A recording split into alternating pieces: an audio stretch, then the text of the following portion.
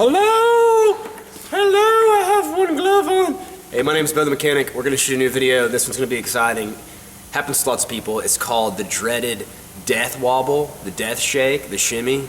Happens to lots of the Dodge pickup trucks, man. Specifically like Dodge 2500s, and they say like, you know, you hit a certain speed and your truck just shakes horribly, and you almost kill yourself. And then people just keep on driving. I don't know why. They feel like maybe it'll go away. Like, you know, maybe you can get cancer and it goes away. Sometimes that works, but sometimes it doesn't. Anyway, so I thought this would be a good example.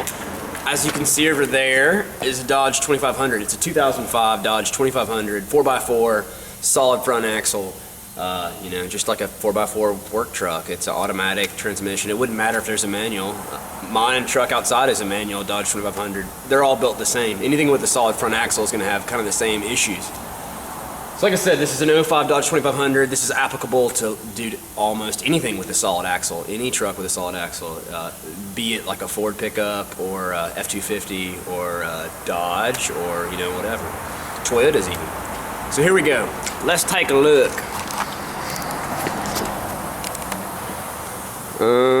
Like I said, Dodge, awesomeness, got a Hemi in it.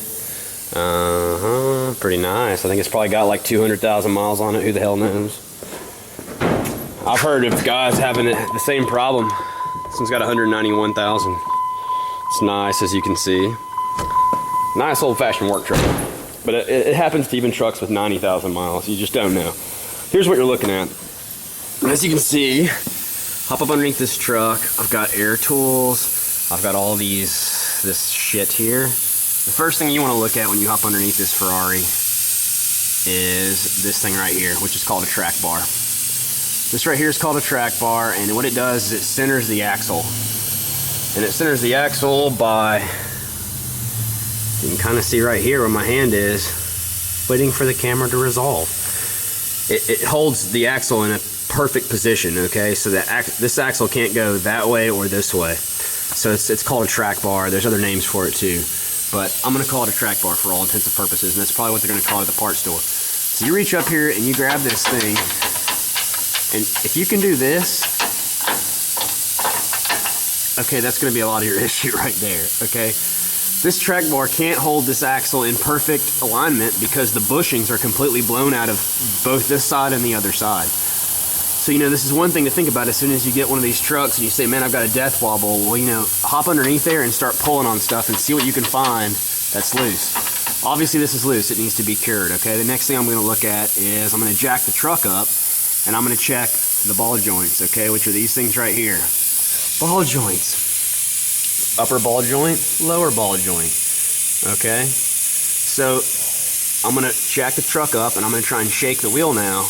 And I'm going to see how much play it is, okay? How much play there is from pushing the tire this way and pulling on the tire that way. And that's going to check two things, like I said. It's going to check the ball joints. It's also going to kind of tell you if your wheel bearings are bad or not, okay? Then, when I do that, the next thing I'm going to check is my sway bar, which is this thing right here. This is your sway bar link. It keeps your truck, helps it drive a little bit smoother when you're on uneven terrain, keeps the front end from rolling. Doesn't matter really what it does, it matters how much play it's got. And as you can see, look at how much play it's got, tons. This bar is floating up and down and up and down.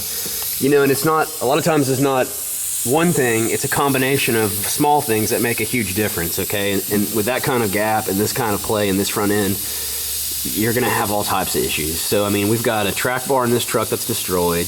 We've got sway bar bushings that are totally whack. We've got probably one or two ball joints, okay, on the front end that are totally out of spec, and they're probably gonna have plenty of wiggle. You know, and then you start looking at your steering components, which is gonna be comprised of like this right here is your steering pitman arm, and it connects straight to your steering box, which is this big old gear thing up here. And as you can see, this boot's completely blown. You know, this one over here, we're gonna check it and see if it's out of whack, but you're just looking for a lot of things that could be bad, and you can find a lot of them really quick. And this is where you get a lot of problems.